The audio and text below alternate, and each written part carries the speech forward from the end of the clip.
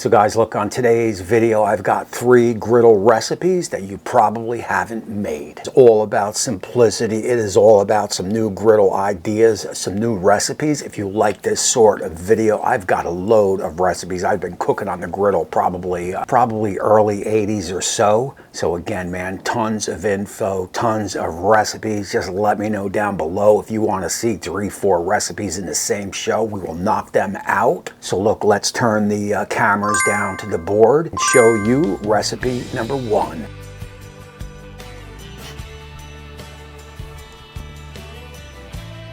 So believe it or not, there is a method to the madness of the perfect scrambled eggs, which we will discuss in a bit. But first off, a little jalapeno, a little green bell, and a little butter on. Also hit it with a little salt and pepper. So look, we are only looking to wilt these peppers out. We're not looking to, fry them. And one way to get them wilted is to put a little dome on top with that butter. You'll create that steam, which is perfect for this recipe.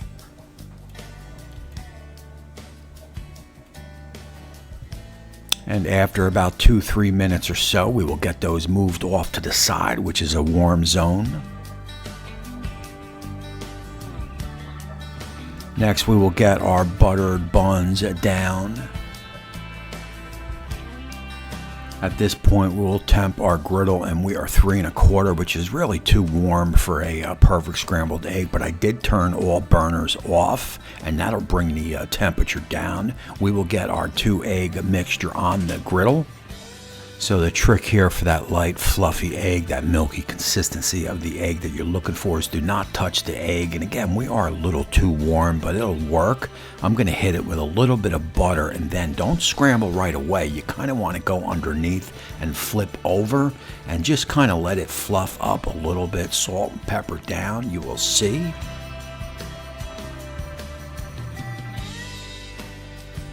So you're looking for that light yellow color. You're looking for no brown. You don't want any brown. It is overcooked. Just kind of break it apart. Let it all come in contact with the griddle. And believe it or not, after that, that is real time. You are just about finished. That is going to give you that light, fluffy egg that you're looking for. At this point, what we will do is we will fold out our peppers in. And we got our toasted bun all ready to go. We will start building our sandwich right here.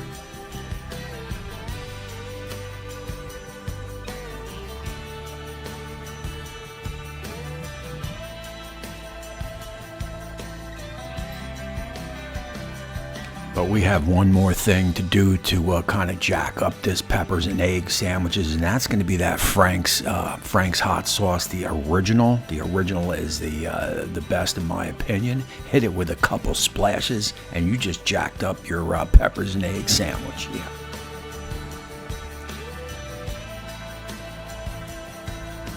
So look, I am going to pair out this peppers and egg sandwich with some chips, and again, a little Frank's hot sauce on the chips. If you've never tried it, try it on the bread, on the plate for dipping, and you are all set to go. Yeah. So look, man, I give you recipe number 1, and I have to tell you, man, if you've never had Frank's hot sauce original on chips, you are definitely missing out, man. I got that hot sauce everywhere because that is key to the dish. And that and there is recipe number 1. And now let's get back to the griddle and knock out recipe number 2.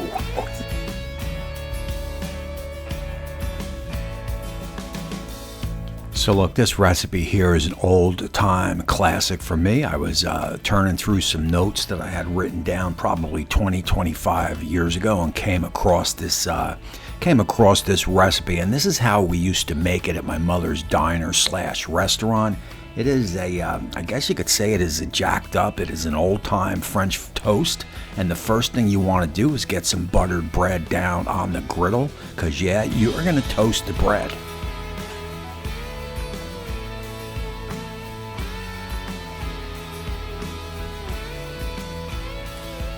And if you've never toasted your bread before you've made French toast, you are definitely in for a treat. No more soggy French toast, I guarantee it. Yeah.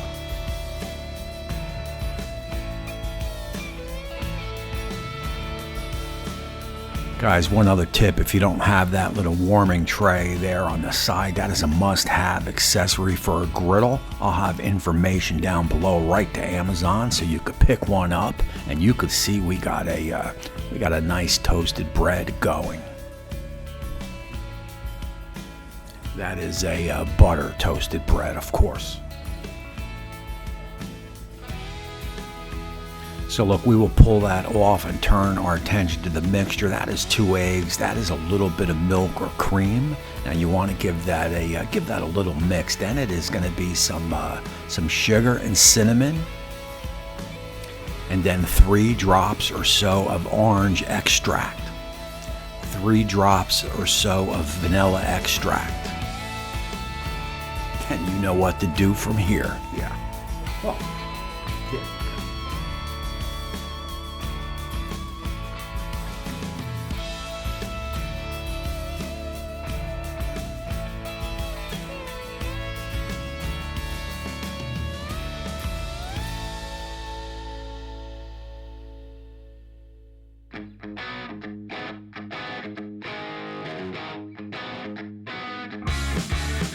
So look, I don't believe anybody likes a soggy French toast, and this will definitely handle that. And as you can see, I like a lot of butter with my French toast.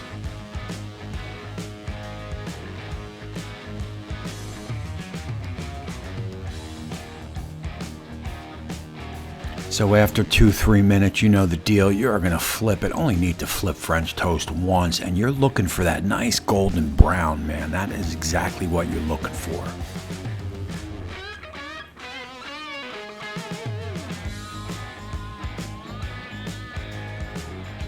There you go.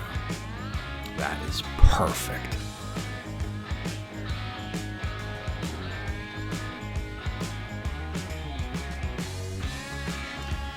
Again, man, that orange flavor, that vanilla flavor, man, just takes it to the next level as we finish it up with a little bit of that sugar, a little bit of cinnamon, and also a little dab of butter on each. And now we will plate this bad boy up.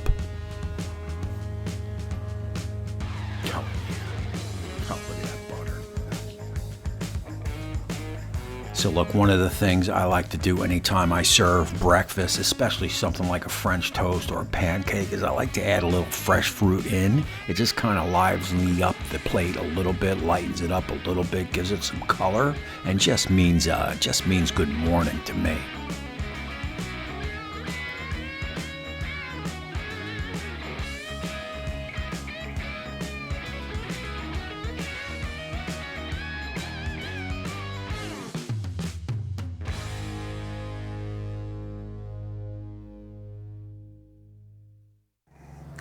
So look, that is recipe number 2, and I'll tell you, man, do not dismiss that butter toasted bread, man. Just makes it all, keeps everything crispy, and also try a little orange extract in your mixture there. It just takes it to another level. Now look, man, let's just go right down to the board and get on with recipe number 3.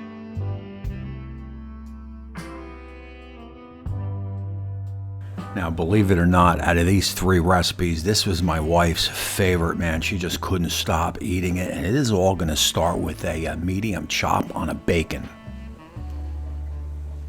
You are basically looking to render some of that fat down on the griddle because you are going to utilize that into some flavors.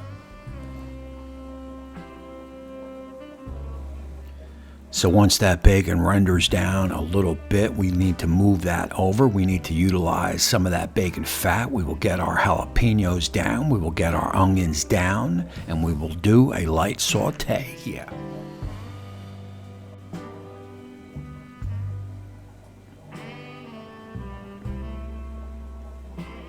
Guys, at this point, once that bacon is probably 80% cooked or so, you can marry those flavors and just kind of get everything together, get everything moved over, because we need that bacon fat once more.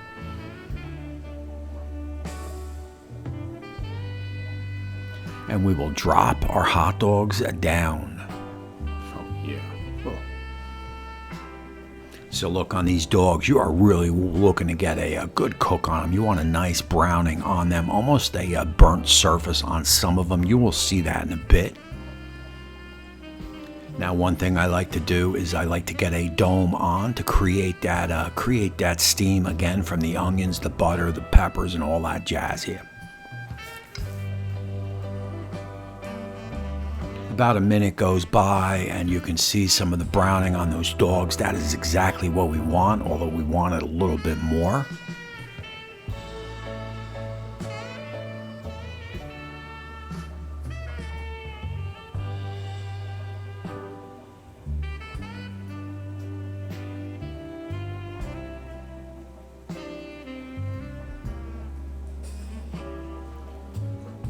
So of course what we'll do is we will dome it one more time. And look at the created steam right there. That is exactly what you need. And we're going to have some good browning. We are probably moving on the griddle about 4 1/4 at this point. And there you see that color on those dogs, man. That is perfect for this recipe. Next up, about 2 to 3 tablespoons of Dijon mustard. At this point, I will get my Bush's baked beans down. These are Bush's Original. Perfect for this dish. And then just nothing to do here but marry all those flavors together, man. Get a good mix on them. You are just about done. Once you get everything mixed up good, you will just scoop it off, get it in a plate, get it in a bowl, and definitely enjoy this one.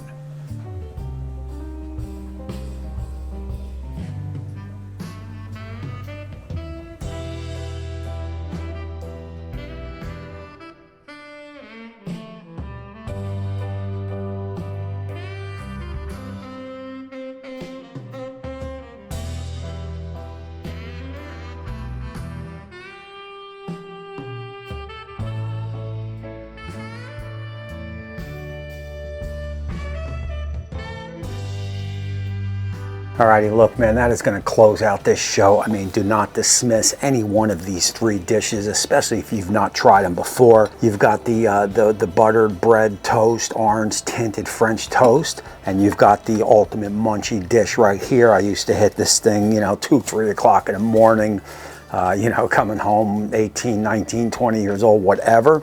And of course, the classic peppers and eggs, man, kicked up with that Frank's hot sauce original. Again, I used to hit this thing all the time, man, when I was hanging out.